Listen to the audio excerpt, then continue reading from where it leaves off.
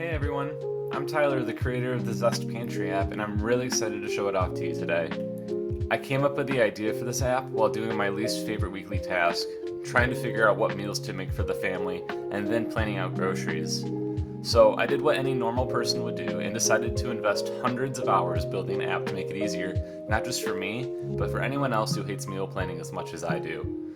Before I get started, I wanted to quickly explain right now that we're in the beta phase and our full launch will happen in June. What this means is that you can get in early at a discount, test out the app, report bugs, and suggest new features.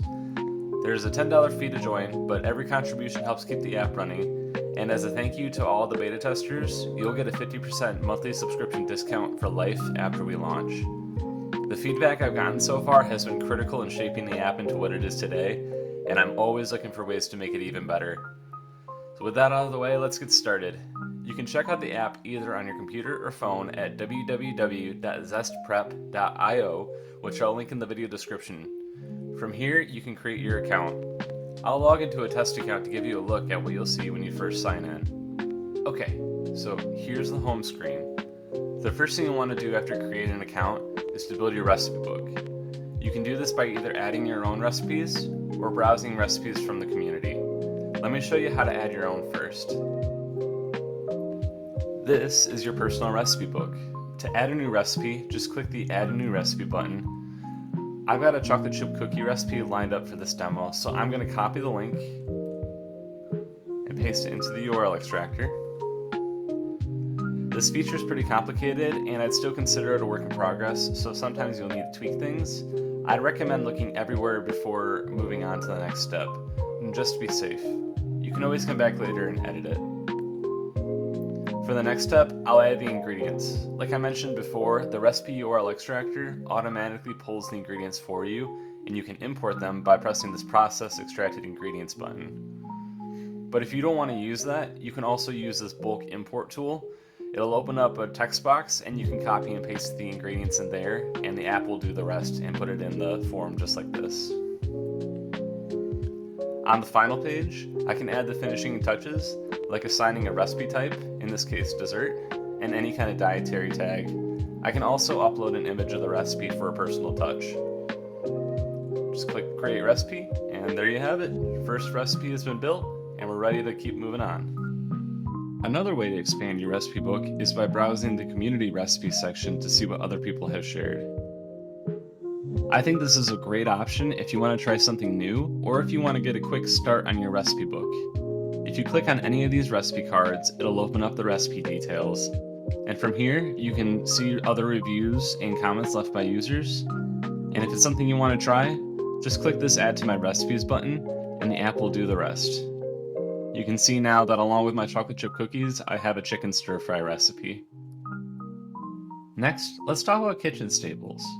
These are the items you always want stocked in your kitchen, but they may not exactly be recipe ingredients. I'm talking about things like paper towel, fruit, and pet food. To create them, I'm going to click the grocery button at the top of the screen, and then select the kitchen staples button. As you can see, this account doesn't have any yet, so I'll show you how to use the quick build option. This option opens up a list of the 50 most common kitchen items organized by category.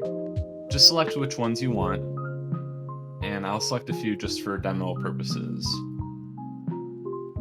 Import them into my list.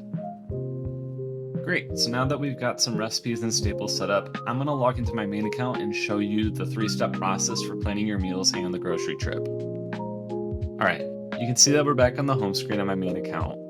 To get started, first one is step 1, selecting the recipes. And I'll tell you guys, this app has really changed the way my wife and I approach meal planning, and has been a total game changer. Usually, we'll sit down on Mondays and walk through the gallery here and pick out recipes that we want to try out for the week. So I'm going to pick 5 or, 7 of them for this demo. Hit save and continue. Since this will be a whole new week of groceries, we're going to clear the kitchen staples from the previous week. Alright, and you can see that the recipe carousel up here is now updated to reflect the recipes that I just selected. Now we can move on to step 2, which is finalizing the grocery list. So with that in mind, let's click step 2, finalize grocery list. The app has already pulled all of the ingredients from the meals that we selected previously. But before we head to the store, we should walk through the kitchen staples and check what needs to be added. So here's my kitchen staples on my main account. And my wife and I usually walk through and say we want some popcorn, we want 2 of them. I'll click that.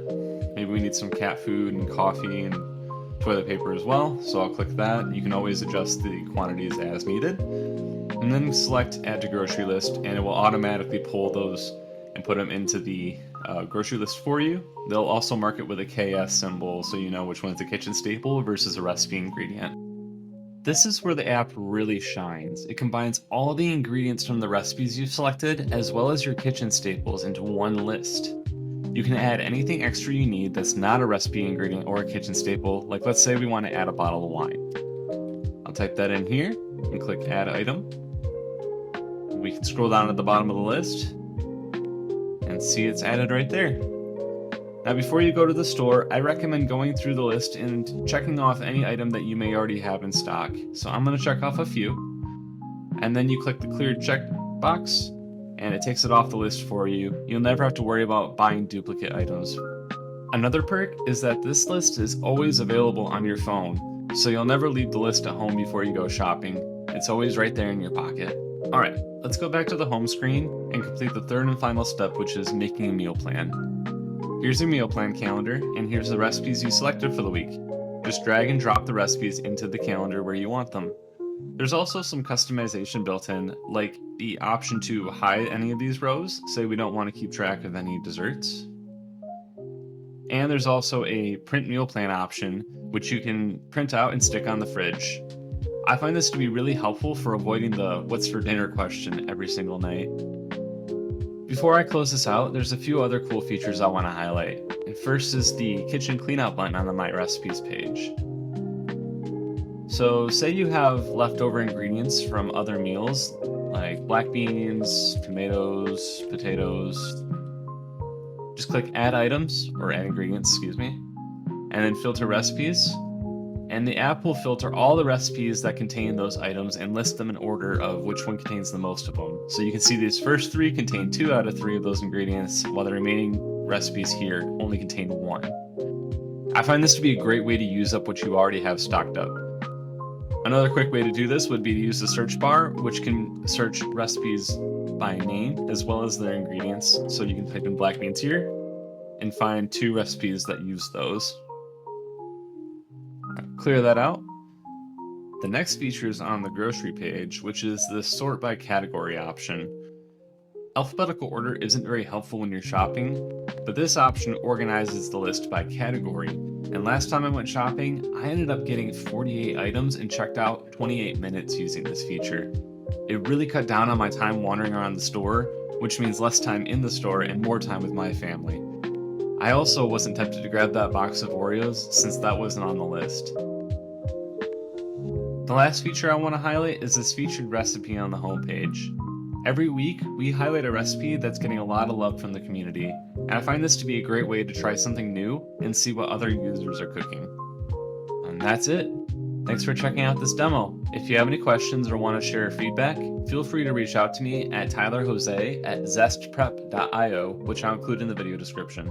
I'd love to hear from you. Happy cooking, everyone!